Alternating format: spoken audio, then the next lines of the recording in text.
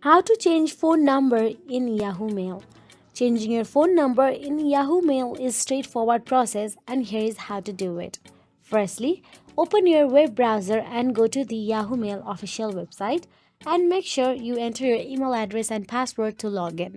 Now, once you are logged in, click on your profile icon at the top right corner of the screen, then a drop down menu will appear.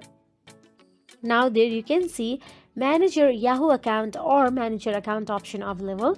Simply tap on it and navigate to your account settings.